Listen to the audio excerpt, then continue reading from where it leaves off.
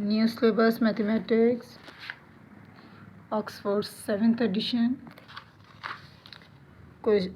Book 1 page number 266 exercise 11A basic level question 1। इसमें सबसे पहले हमें दिया गया है size angle A angle B, जो कि इस तरह ट्रायंगल हमने बनाना है और एंगल सी फाइंड आउट करना है। सबसे पहले हम इसी तरह, और ये जो एंगल बनेंगे इक्विलेटरल और एक्यूट ट्रायंगल हो सकते हैं, स्केलन हो सकते हैं, जो भी है ये काइंड्स ऑफ ट्रायंगल्स जब सॉल्व करेंगे तो पता चलेगा।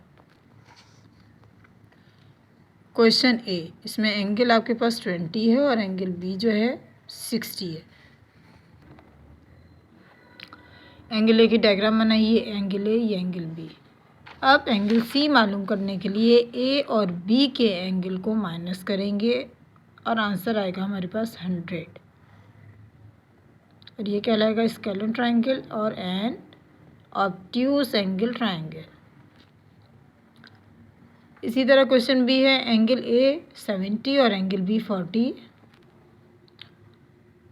डायग्राम पे आते हैं, ए और बी ये दोनों निकाल देंगे 180 में से, और इस तरह से हमारे पास एंगल सी आ जाएगा 70, जो कि कहलाएगा आइसोसेलेस ट्रायंगल, क्योंकि तीनों एंगल्स जो हैं हमारे ये किस फॉर्म में आ रहे हैं, ये 70 ये 70, दो एंगल 70 70 के आ रहे हैं, तो क्या कहलाएगा isosceles.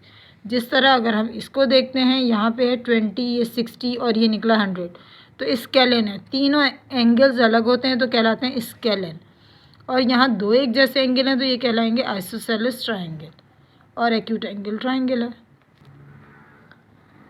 Question C, angle A 60 angle B 60।